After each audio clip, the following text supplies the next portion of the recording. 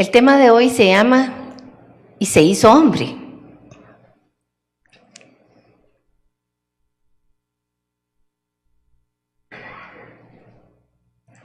También le podemos poner "y se hizo carne". Entre un par de días o mañana más para ser más específicos, el mundo entero celebra un acontecimiento porque Jesucristo vino y partió la historia.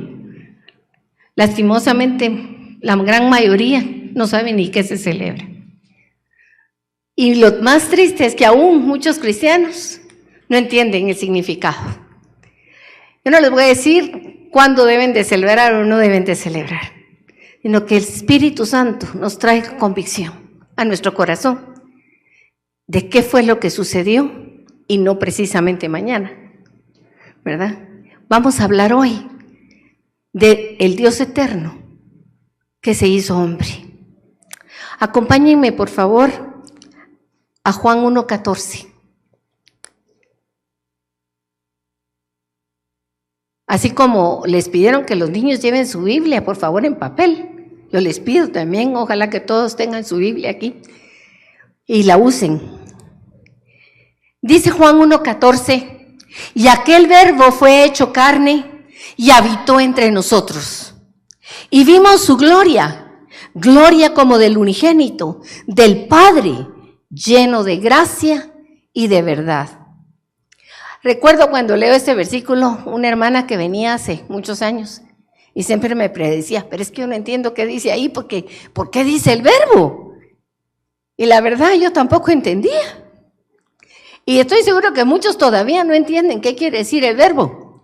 Juan estaba escribiendo para un mundo helenizado.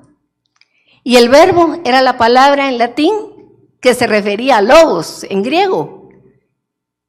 Logos es palabra y verbo es lo mismo, es la traducción. Es palabra en español y word en inglés. Bueno, así que cuando estaba escribiendo Juan, él estaba pensando en griegos que entendían una filosofía. Nosotros por eso no entendemos. Pero el logos, la palabra, el verbo, como dice la misma Biblia, estaba refiriéndose, porque era un tiempo muy filosófico y hablaban a la humanidad que necesitaba respuestas porque no entendía. Y el logos, la palabra, era como algo que salía allá del entendimiento humano. ¿De dónde venimos? ¿De quién somos? ¿Quién nos creó? ¿A dónde vamos? Y Juan dice que lo que está más allá se hizo más acá. El verbo fue hecho carne. Eso era algo que no les podía caber en la cabeza a los filósofos. Decir que el Dios eterno, el que no tiene necesidad de nada, se volvió de carne y hueso y que se metió dentro de su misma creación, que el que era el creador se volvió criatura. No cabe. Miren, cuando uno piensa en eso verdaderamente, es de repensarlo. ¿Cómo es eso? No es entendible, es un misterio, realmente es un misterio. Por eso hoy vamos a hablar de ciertas cosas muy importantes, porque necesitamos reafirmar en lo que creemos. ¿En qué creo? Hágalo personal esta pregunta. No qué creemos todos, porque qué creemos todos, mis hermanos, aquí vamos a hacer que no salimos, si ponemos a discusión. Pero ¿en qué creo yo personalmente? Eso es básico para ver en dónde estoy parada, para sentar mis pies verdaderamente y tener firmeza en lo que creo, para poder dar respuesta, como dice Pablo, con palabras sazonadas con sal y no quedarme muda ante hasta las expresiones que no tienen ningún sentido de otros que hablan. Tengo que saber en qué creo y por qué lo creo. Acompáñenme ahora a Lucas, por favor, capítulo 1, versículo del 1 al 4. Yo voy a leerla en versión Reina Valera.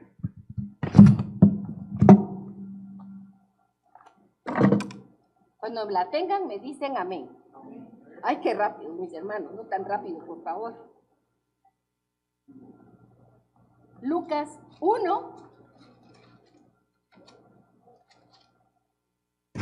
capítulo 1, del 1 al 4. El evangelista Lucas hace aquí la dedicatoria del evangelio a alguien particular. Y dice así: puesto que ya muchos han tratado de poner en orden la historia de las cosas, ¿qué era lo que muchos habían tratado de hacer? ¿Poner en orden qué? La historia de las cosas. Y luego dice que entre nosotros han sido ciertísimas. O sea que para mí lo que Lucas dice es, lo que yo estoy escribiendo es algo que yo lo creo, que estoy seguro que así es, que no tiene vuelta de hoja, que no me van a cambiar de mi manera de pensar, pero lo he puesto en orden para que podamos entenderlo mejor. Y le dice: tal como nos lo enseñaron los que desde el principio lo vieron con sus ojos y que fueron ministros de la palabra. Está diciendo, los que nos los enseñaron nos lo dijeron porque sabían de qué estaban hablando, porque fueron testigos oculares de los hechos. No era, yo le cuento porque me lo dijo Juan, porque me lo dijo Pedro, porque a Pedro se lo dijo su mamá, porque a su mamá se lo dijo no sé quién. No, era alguien, ellos habían recibido de primera mano este mensaje. Y Lucas, como era un médico, él tenía una mente científica, quería ordenar los hechos, porque él sabe que entender las cosas trae una gran bendición. Y entonces él dice: me ha parecido también a mí, después de haber investigado con diligencia. ¿Cómo fue la investigación de Lucas? Eso quiere decir que se metió de lleno, fue a las fuentes. Miren, él podría haber sido un periodista de su época, pero no como los de ahora, mis hermanos, con excepción de sus honrosas excepciones, ¿verdad? Pero verdaderamente investigó la verdad, fue a las fuentes verdaderas, buscó confirmar lo que él había escuchado y dice, con diligencia, todas las cosas desde su origen y escribírtelas por orden, oh excelentísimo Teófilo. O sea, al que se las estaba mandando esta carta era su amigo en quien él tenía en alta estima, como yo los tengo a ustedes, mis hermanos. Para mí ustedes todos son amados hermanos, que necesitamos tener con diligencia, con entendimiento todas las cosas de la palabra. Y le dice cuál es la razón por la que él escribe su evangelio para él, para que conozcas bien la verdad. Subraye eso. La palabra de Dios escrita fue dejada y Dios se aseguró que la tuviéramos para eso, para que conozcamos bien la verdad de las cosas en las cuales has sido instruidos. Tú has sido instruido en la palabra de Dios, no en la palabra de Buda, ni en la palabra de Mahoma, ni en la palabra de tu tío o de tu tía, sino en la palabra de Dios, que tiene poder, que es una espada de dos filos, que divide el alma del espíritu y que revela los pensamientos más ocultos. Y de eso vamos a hablar hoy. Así que le voy a pedir a mis hermanos que me ayuden con la lectura. Al sexto mes... Vámonos, al versículo 26. Al sexto mes, el ángel Gabriel fue enviado por Dios a una ciudad de Galilea llamada Nazaret, a una virgen desposada con un varón que se llamaba José, de la casa de David, y el nombre de la virgen era María. Y entrando al ángel en donde ella estaba, dijo: Salve, muy favorecida, el Señor es contigo, bendita tú entre las mujeres. Mas ella, cuando le vio, se turbó por sus palabras y pensaba que esa salutación sería esta. Entonces el ángel le dijo: María, no temas, porque has hallado gracia delante de Dios, y ahora concebirás en tu vientre y darás a luz un hijo, y llamarás su nombre Jesús. Este será grande, y será llamado Hijo del Altísimo, y el Señor Dios le dará el trono de David su padre, y reinará sobre la casa de Jacob para siempre, y su reino no tendrá fin. Entonces María dijo al ángel: ¿Cómo será esto? Pues no conozco varón. Respondiendo el ángel le dijo: El Espíritu Santo vendrá sobre ti, y el poder del Altísimo te cubrirá con su sombra, por lo cual también el santo ser que nacerá será llamado Hijo de Dios. Y he aquí, tu parienta Elizabeth, ella también ha concebido hijo en su vejez. Y este es el sexto mes para ella, la que llamaban estéril, porque nada hay imposible para Dios. Entonces María dijo: He aquí la sierva del Señor, hágase conmigo conforme a tu palabra. Y el ángel se fue de su presencia.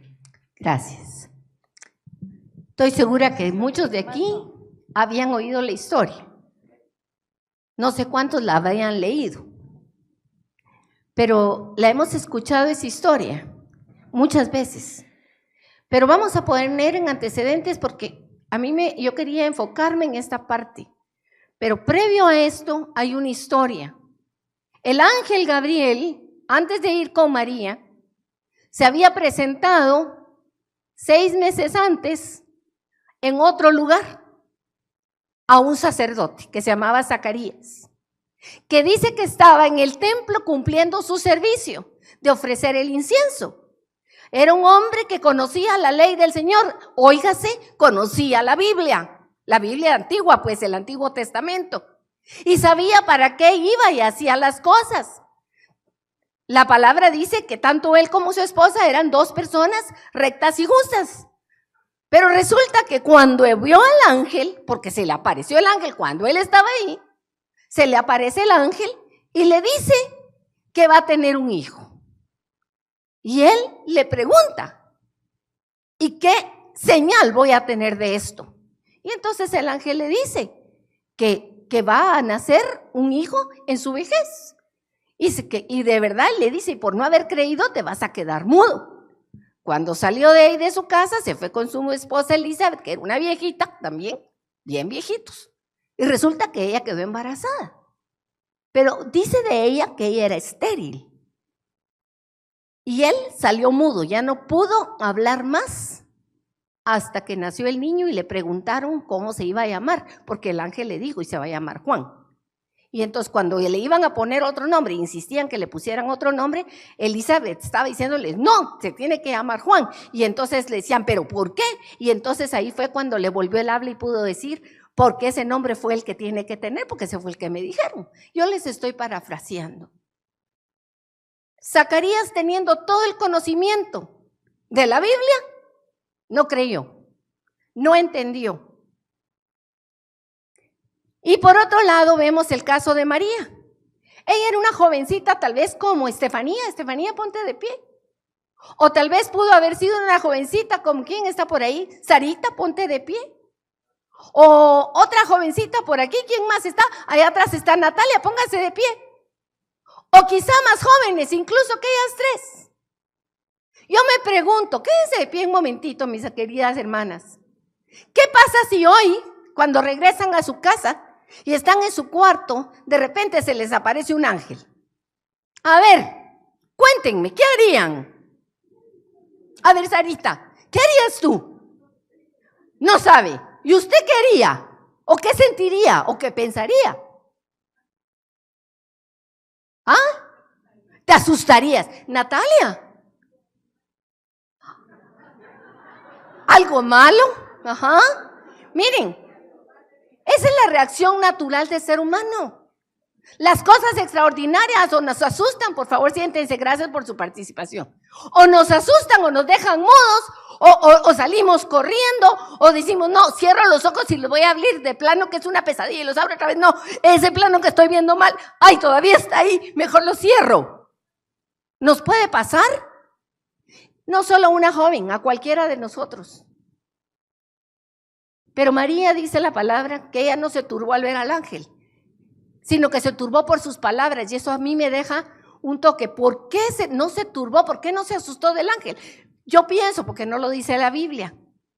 Me imagino que era porque ella tal vez en otras oportunidades, si no había visto al Gabriel, habría visto a otro.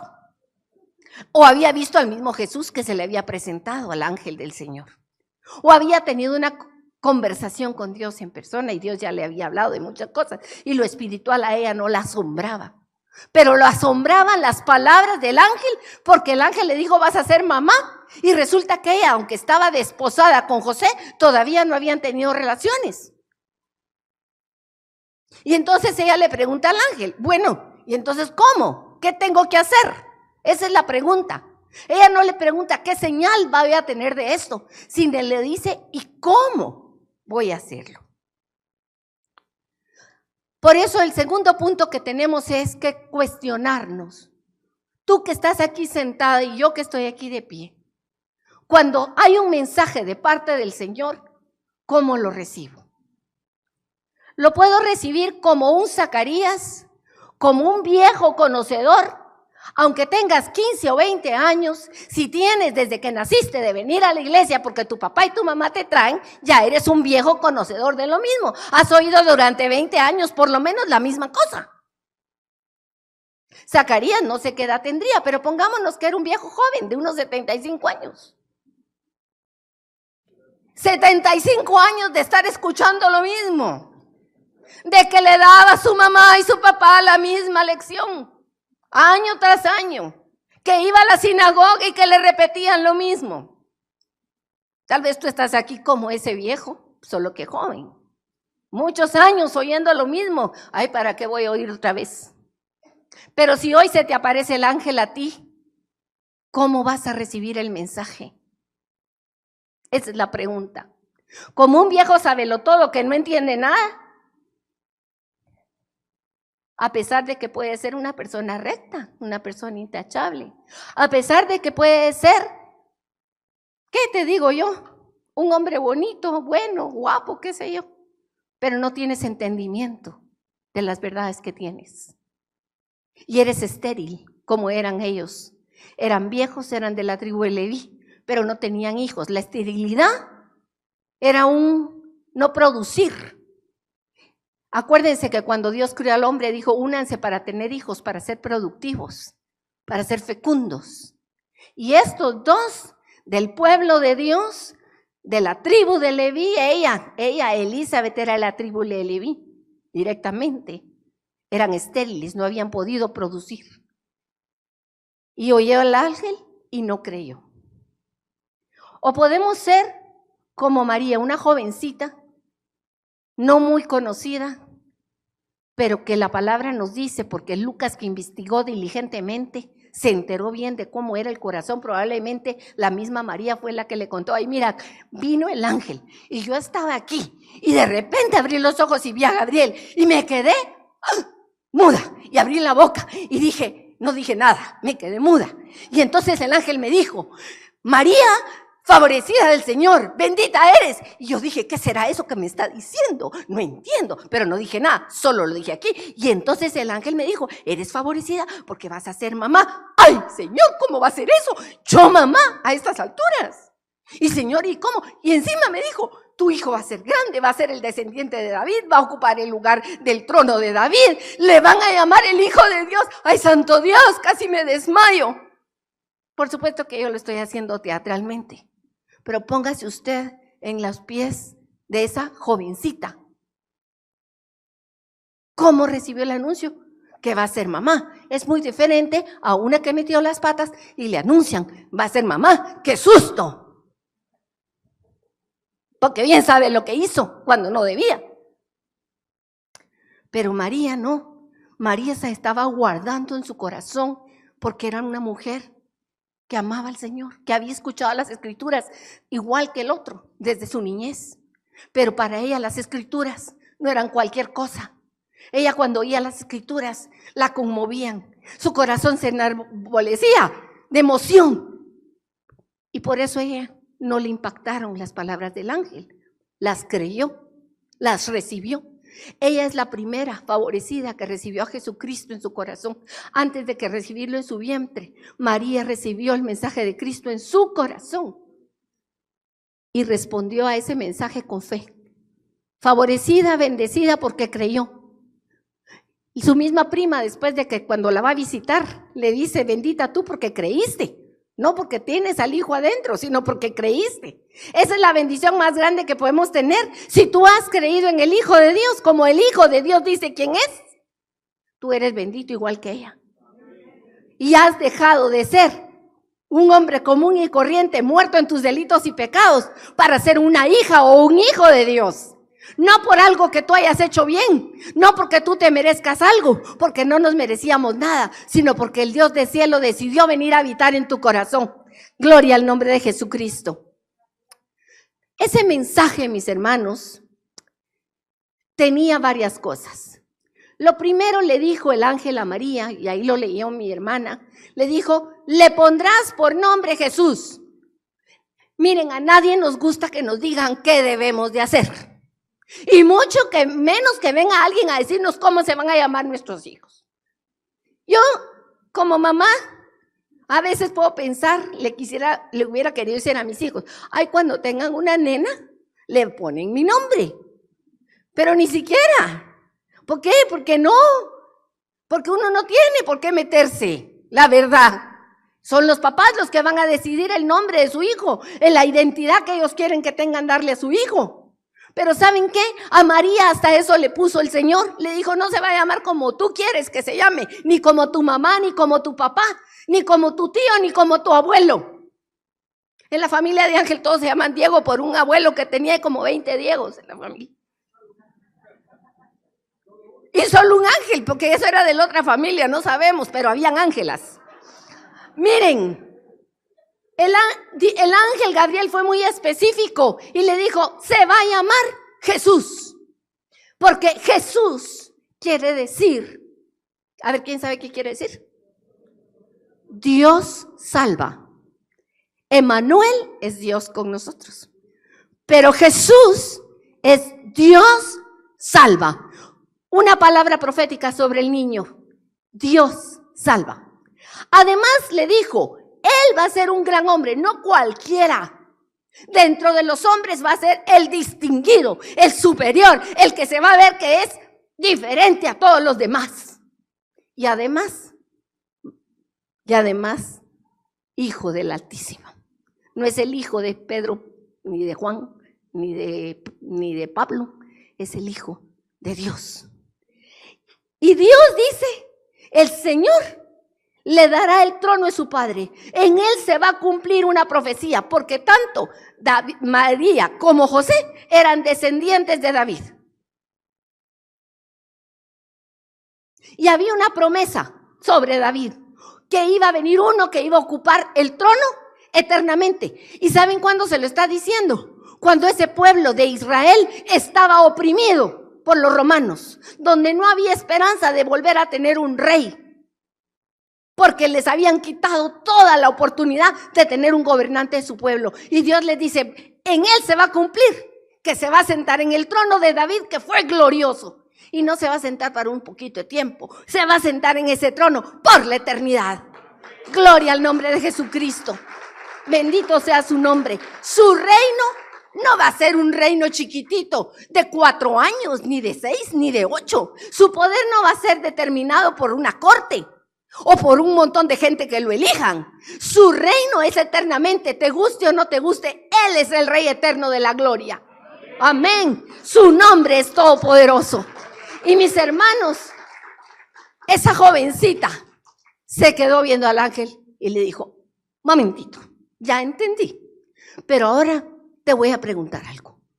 Te voy a preguntar, ¿cómo va a ser esto?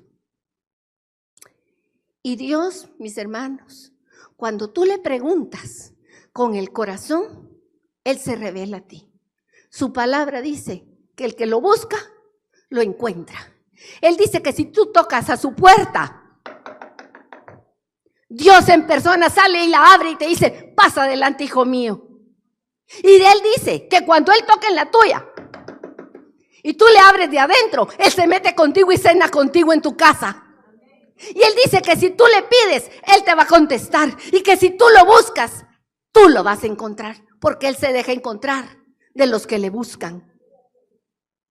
Y entonces cuando ella le preguntó cómo, el ángel explica lo mejor que pudo.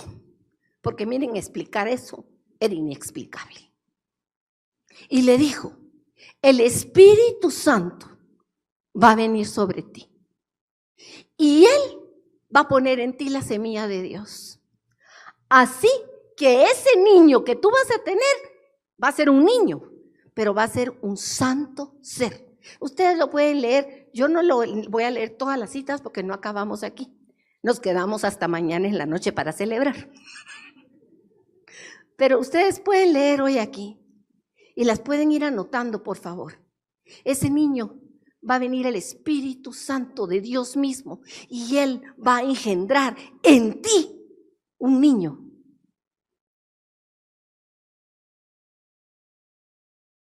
Y le dice, y para que veas, hasta Elizabeth, la viejita, tu prima, la que ya no daba nada por ella, hasta ella va a tener un niño. ¿Y sabes por qué, María? Porque para Dios nada es imposible. Tú tienes situaciones de tu vida que están difíciles. Mi hermana, mi hermano, para Dios nada es imposible.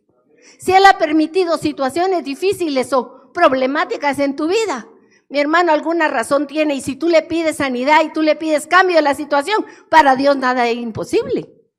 Esa es la fe que tenemos, que Él de la nada creó todo cuanto se ve, de lo que no se ve, sacó lo que hoy vemos. Quien levanta a los muertos, que sana a los leprosos, que quita la ceguera de los nacidos de nacimiento, que le da canillas al que está cojo, al que está paralítico 38 años, que con 2 panes le da de comer a 4,000 gentes. Es un Dios que todo lo puede y que todo lo sabe hacer perfectamente. Nada hay imposible para Él. Y entonces la respuesta de María es lo que leyó mi hermana en la Biblia, lo que usted leyó. Y dice, he aquí la sierva. Ella le estaba diciendo, aquí estoy, Señor, haz conmigo como tú quieras. Que se cumpla tu palabra para mí hoy. Yo la acepto, Señor. Esta es la palabra de Dios que usted debe de tener bien conocida y bien escrita. Hay una promesa que dice que el mismo Señor pondrá esta palabra en nuestra mente y la escribirá en nuestro corazón. Él. Y esa palabra es la palabra más segura. Todo este mensaje es para ti. Y su palabra es, ¿la creo o no la creo? Tú eres el que decide. Yo no. Tú y yo decido para mí. Es personal, mi hermano, aunque aquí estemos un montón. No es toda la casa Josué, no es toda la iglesia. Son los hijos de Dios que han decidido creer en Él y en lo que Él ha dicho que es verdad. Así que podemos tener esta misma respuesta y decir, he aquí tu siervo, Señor. Yo recibo lo que tú das para mí hoy, lo recibo con gratitud. Hágase tu voluntad en mi vida. Yo no creo que la Virgen María en ese momento haya querido ser la mamá de un bebé. Y menos si conocía las escrituras y sabía lo que le venía. Pero dijo que no haga lo que a mí me gusta, sino que lo que tú has dicho que va a hacer, eso quiero hacer.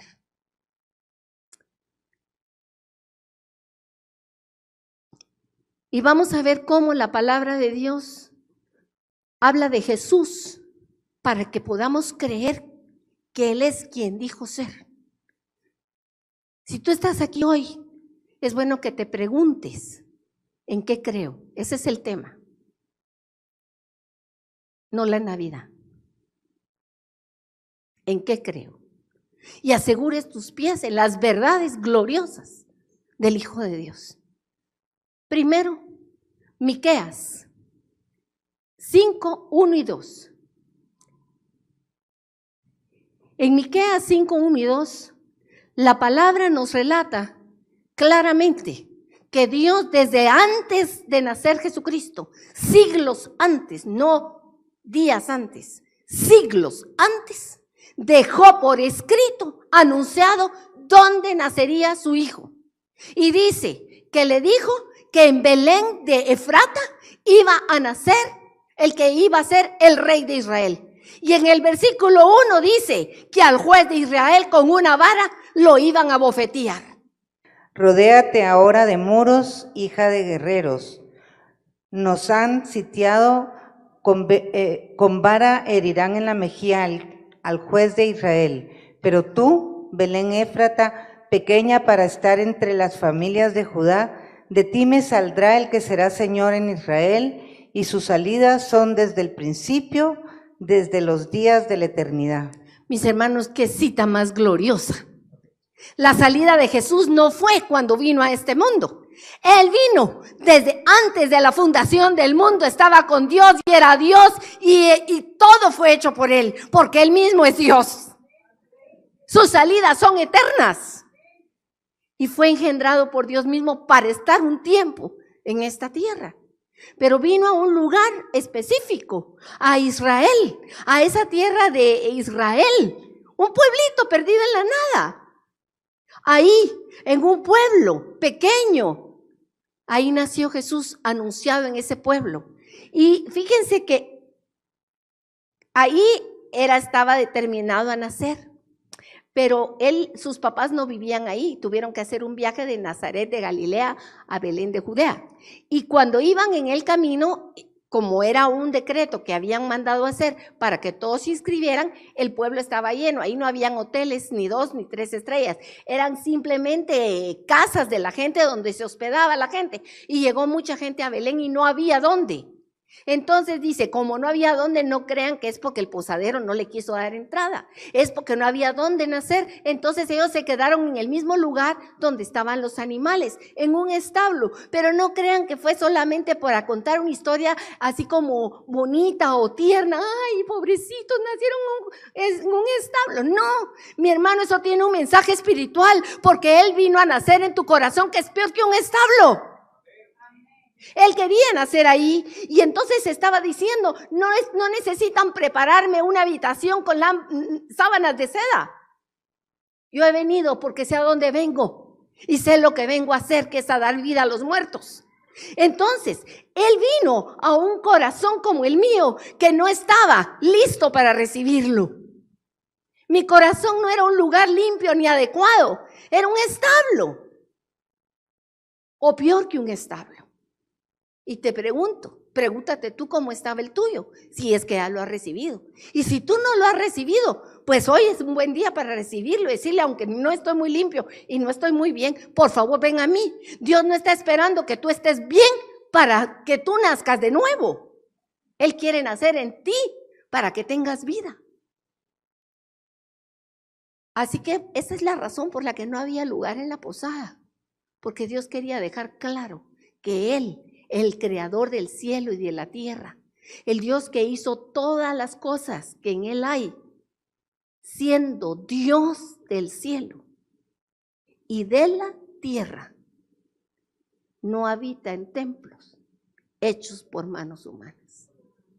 Mis hermanos, Él habita en aquellos que Él hizo para hacer sus templos, pero no en cualquiera, sino solo en aquellos que le dicen, bienvenido. Aquellos que le abren la puerta y creen quien Él dijo que era.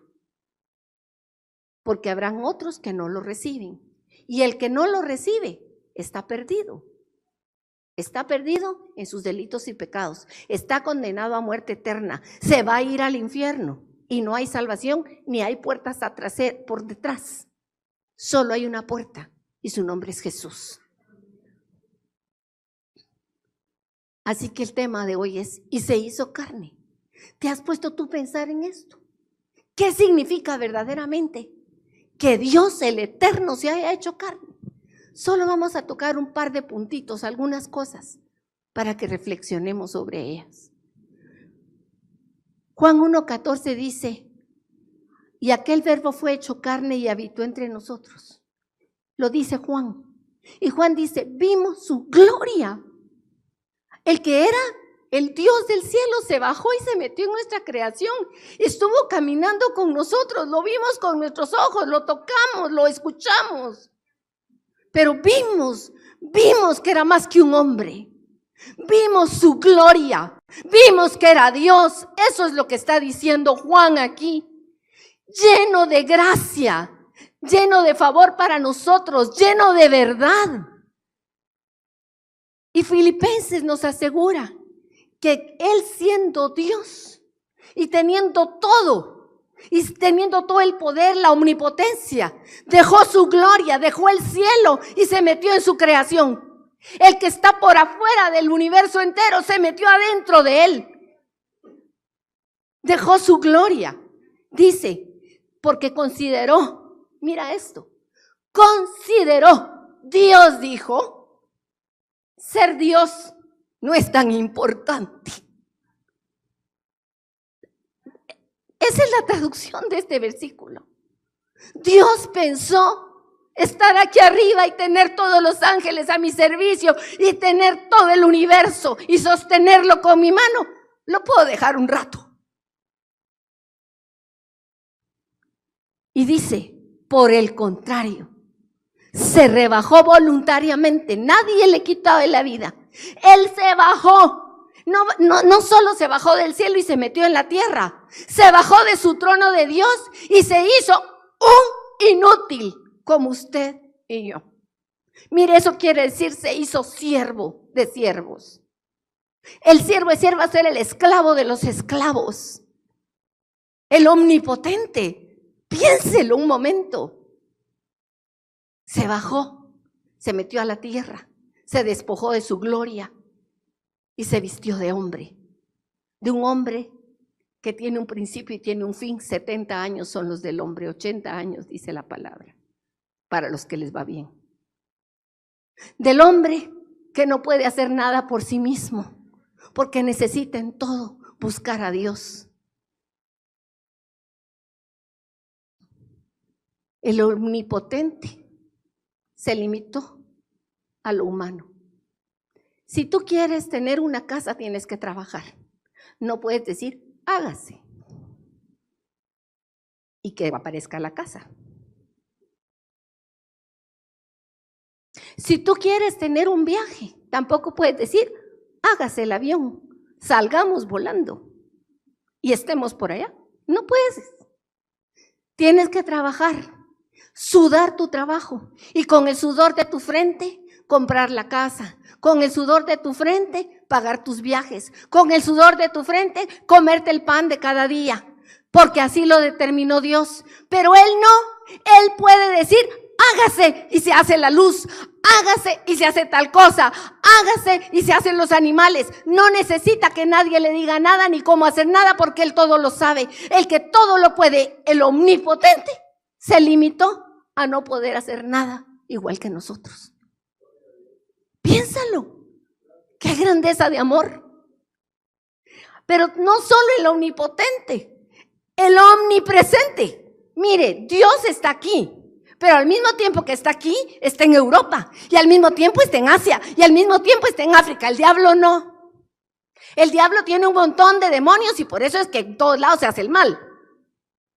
Pero Dios solo hay uno. Uno es el Señor, reconoce que solo hay uno. Y ese uno está en todos lados. Está aquí en la tierra, pero está fuera de la tierra, está en el universo entero y más allá del universo. El omnipresente quiere decir que no hay lugar donde Él no esté. Resulta que incluso en el mismo infierno puede estar Dios. Él puede estar ahí y está. Y Él está aquí adentro y te conoce.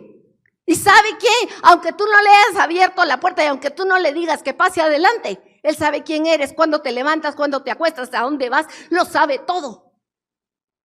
El omnipresente, el que está en todos lados, se limitó a nacer en un lugar que se llama Israel, a vivir en la casa de un José y una María, a dejarse cuidar por sus papás, a ser carpintero, ahí en Israel.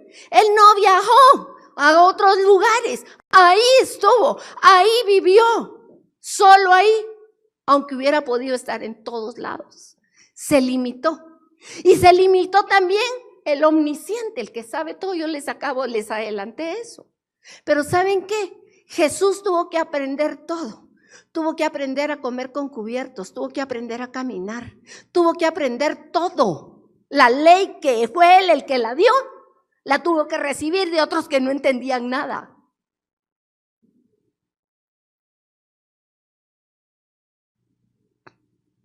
El santo, santo, santo fue tentado en todo, pero no cometió pecado. Por lo tanto, mis hermanos, acompáñenme, Hebreos 4:4, porque esta es una lectura para ti, para que hoy la subrayes, porque es con mensaje para ti. Por lo tanto, ya que Jesús, el Hijo de Dios, ya que en Jesús, el Hijo de Dios, tenemos ¿qué? Un gran sumo sacerdote.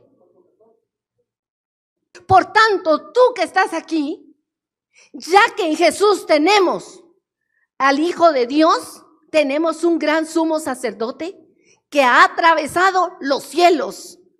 Aferrémonos a la fe que tenemos. No es cualquier fe. Oí a un predicador estas semanas que decía que se quedó conmocionado porque oyó a otro gran pastor, entre comillas, que dijo, es que realmente los cristianos no tenemos mucha diferencia en la fe con las demás religiones. Mis hermanos, claro que la tenemos.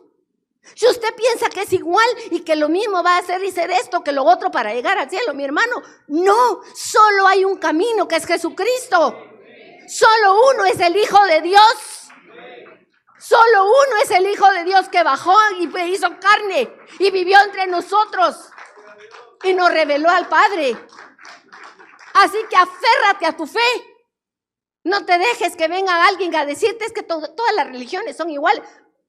No voy a decir la palabra que se me sale por decirles. Cuentos, nuestra fe es única. Es la verdad, es la palabra de Dios. Porque no tenemos a alguien, un sumo sacerdote, o sea, no tenemos a alguien que se acerque a Dios igual que todos los demás sacerdotes de la tierra que tienen que presentar sus propios sacrificios. Nosotros aquí todos somos pueblo de sacerdotes, mis hermanos, porque podemos entrar al lugar santo, porque Cristo abrió la puerta. Y podemos traer de parte de Dios. Yo estoy aquí fungiendo en este momento en una función sacerdotal porque estoy hablando de parte de Dios para cada uno de ustedes. Estoy hablando la palabra. Pero ¿saben por qué? Porque no tenemos allá en el cielo un sumo sacerdote incapaz de compadecerse de nosotros. ¿Saben por qué? Porque Él vivió como hombre. Porque Él experimentó lo que es tener hambre. Porque Él experimentó el cansancio después de un día de trabajo. Porque Él experimentó el dolor de ver morir a un amigo. Porque Él experimentó la traición de los amigos, no de los extraños. Experimentó la traición de su amigo que comía con Él en la mesa. No tenemos un sumo sacerdote que no nos entienda, sino uno igual a nosotros, que se hizo de carne y hueso y que sabe muy bien lo que es la fragilidad humana, el dolor de la carne cuando le clavaron un clavo en la mano derecha, en la mano izquierda, en sus pies.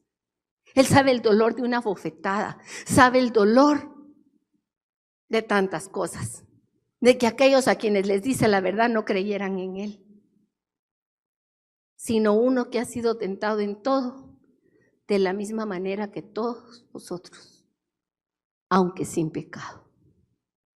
Dime tú si no es cierto que estas palabras cambian de luz cuando las vemos a la luz de quién es Jesucristo y la obra que hizo y cómo vino a esta tierra. Mis hermanos, y hay mucho más. Jesús es la revelación máxima, la suprema revelación de Dios. O sea, eso quiere decir, la mejor foto de Dios es Jesús. En Jesús, Juan 1:18 dice que a nadie no le ha visto jamás, pero que Jesús nos lo ha contado como es. ¿La tienes, Ivonne? Juan 1:18. A Dios nadie le vio jamás. El unigénito Hijo que está en el seno del Padre, Él le ha dado a conocer.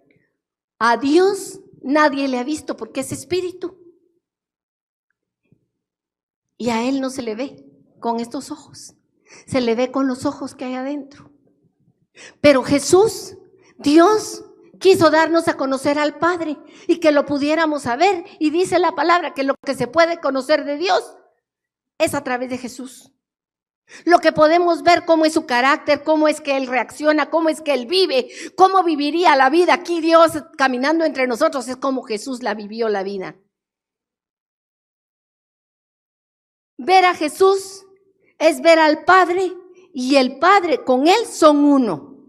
Juan 14 es Jesús mismo que está con sus discípulos, con sus apóstoles, y uno de ellos se le acerca y le dice: Ay, Jesús está emocionadísimo de todo lo que está viendo de Dios, de Jesús, y le dice, por favor, muéstranos al Padre. Y él dijo, seguramente que va a aparecer, nos va a mostrar algo especial. Y Jesús le dice, ay, no, Felipe, tanto tiempo contigo y no me has visto. No te das cuenta que el que me ha visto a mí, ha visto al Padre. El que ha visto a Jesús, el que tiene la revelación de Jesús en su corazón, no tiene solo la revelación de Jesús, tiene la revelación del Padre, porque Jesús es el camino al Padre y porque en Jesús vemos al Padre. Amén. Él es grande. Él dice aquí, ver a Jesús, por Él es la revelación del Padre. Él es la imagen visible.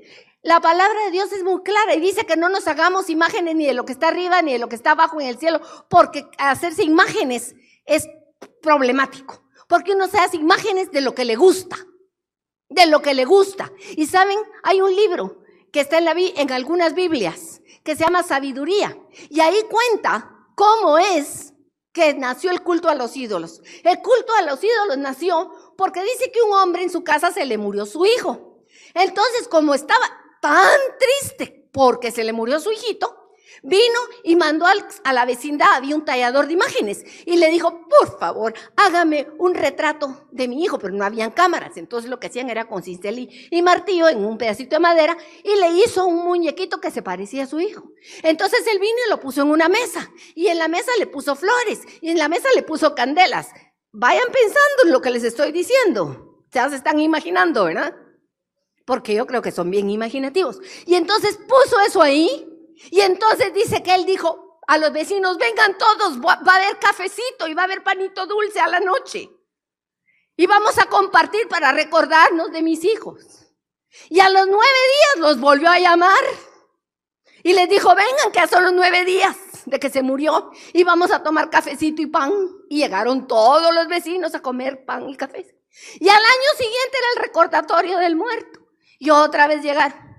Pero ¿saben qué? Se murió el papá también y se olvidaron todos de quién era el muñequito. Y el muñequito ahí se quedó.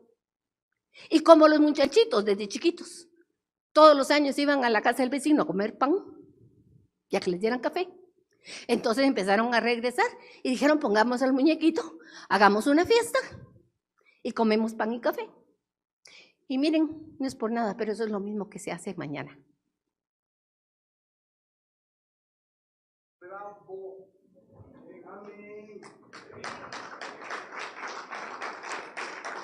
Se pone un muñequito, se recuerda del niño Dios, pero Jesús creció y llegó a ser hombre en la plenitud y murió en el momento oportuno por ti y por mí. Jesús es más que un niño, Jesús es más que una fecha. Jesús es el Hijo de Dios que vino y se hizo hombre y murió por ti y murió por mí. Él estuvo vivo y vivo. Mientras estuvo aquí en la tierra, reflejó totalmente cómo era Dios. Por eso dice Colosenses que Él es la imagen del Dios visible.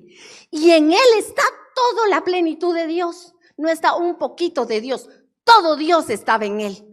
Pero no, Él no se dejó ver. El que vimos aquí en la tierra fue al hombre y haciendo las manifestaciones de Dios por medio del Espíritu Santo. Es glorioso. Amén. Dios nos ha hablado por Él muchas veces, mis hermanos, y hoy nos está volviendo a hablar a través de su palabra. Yo estoy seguro que tú habías oído muchas veces esta palabra, esta historia de Jesús, pero hoy hay nuevas cosas que estás pensando. ¿Amén o no? ¿Estás reflexionando en qué crees? ¿Te estás planteando, realmente creo esto o no? Mire, es válido. Si no lo crees, pues métete a la palabra de Dios y pídele que te revele y que te haga, que te sacuda interiormente, porque de la fe depende que cambie tu vida. Jesús es el único que cumple el pacto. Ese niño que hace 2000 años nació en un establo y que sigue naciendo en los establos cada día porque Él viene a vivir en el corazón del que cree, vino a cumplir un pacto, una promesa. Un pacto es, Dios dio su palabra y dijo, así va a ser y así va a ser porque así va a ser. No hay vuelta de hoja. Desde Génesis Él lo dijo. Cuando dijo, antes de que Adán y Eva salieran, le dijo a la serpiente, para que lo oyera Eva y Adán, así como dice, se lo digo a Pedro para que lo oiga Juan, se lo digo a la serpiente para que lo oiga Adán y Eva, solo que no lo oyeron muy bien. Pero él le dijo a la serpiente, pondré enemistad entre ti y la mujer, y tu descendencia, y la descendencia de ella, te aplastará la cabeza. Hoy cantábamos eso, que él va a poner a sus enemigos bajo sus pies. Ya se los puso bajo los pies a Jesús. Ya están vencidos, él es el victorioso. Amén, ya están vencidos. Esto era lo que venía a cumplir Jesús. La descendencia de la mujer es Jesucristo.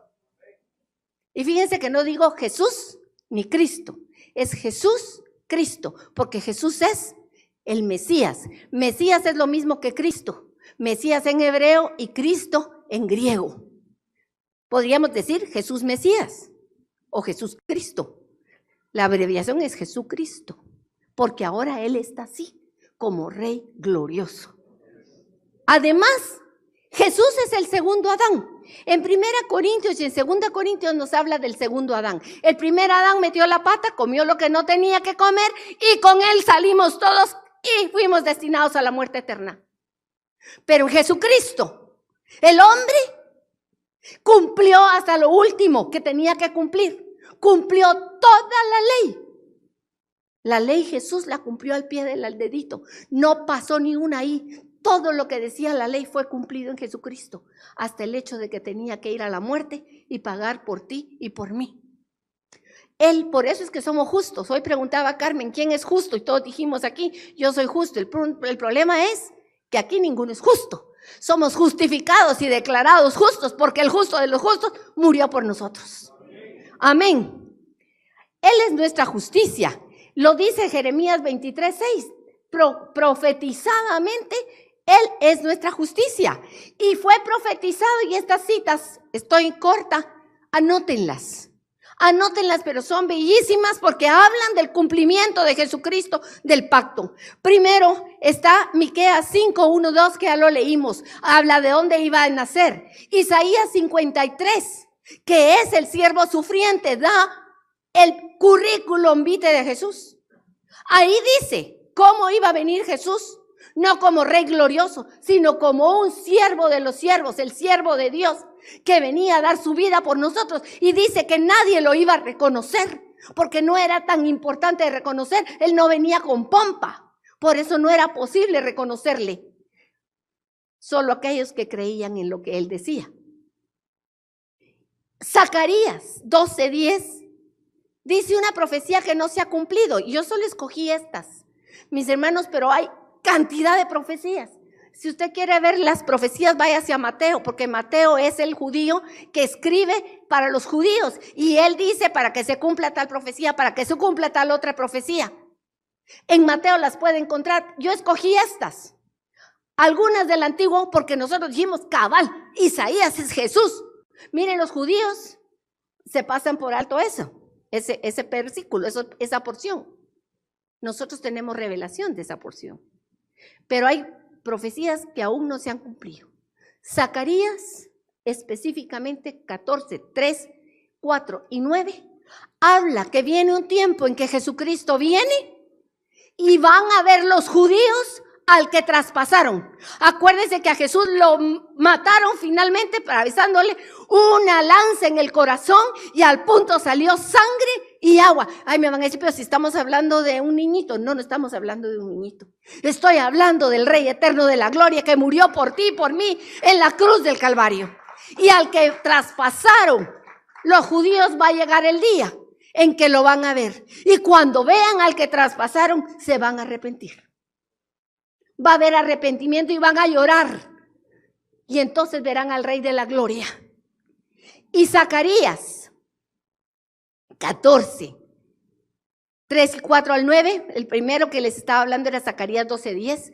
Y este último versículos habla de la segunda venida de Jesucristo, cuando vendrá y se parará enfrente de la ciudad de Jerusalén en el monte de los olivos, y pondrá un pie aquí y el otro pie aquí, y vendrá como rey, ya no como un bebé, ya no como un desconocido, sino como el Rey de la gloria, como hombre verdadero. Óiganme, porque estamos acostumbrados a pensar en Jesús como el hombre que vivió, pero el hombre que vivió fue el que resucitó, y es el que está sentado a la gloria, solo que ahora con sus dos naturalezas plenas y completas.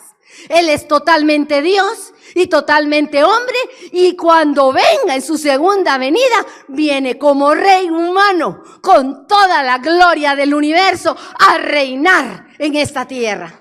Gloria al nombre de Jesucristo. Bendito sea su nombre. Y acompáñenme, por favor, a estas citas complementan el mensaje. Primero de Pedro nos habla de que Él es el Cordero Eterno desde antes de la fundación del mundo.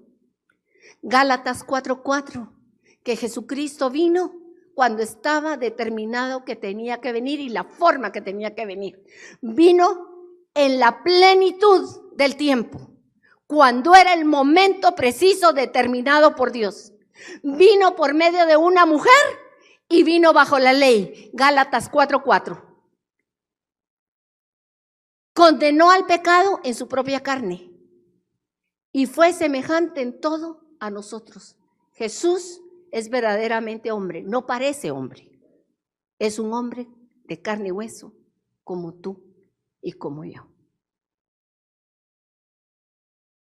Apocalipsis 13 dice: y oí canta criatura hay en el cielo y en la tierra. Por favor, los alabadores, les voy a pedir que cantemos algo glorioso. Antes de empezar cantábamos remolineando y hay vino celestial, y yo creo que esa es la que debemos de cantar en este momento para darle gloria al Rey, porque dice: y oía cuánta criatura hay en el cielo y en la tierra y debajo de la tierra y en el mar, a todos en la creación que cantaban, al que está sentado en el trono y al Cordero sean la alabanza y la honra y la gloria y el poder por los siglos de los siglos. Mis hermanos, 1 Timoteo 3:16 resume que grande es el misterio que hemos hablado hoy. Jesús fue manifestado totalmente en la carne. Jesús fue justificado en el Espíritu. Jesús fue visto de los ángeles. Jesús es predicado a los gentiles todavía hoy.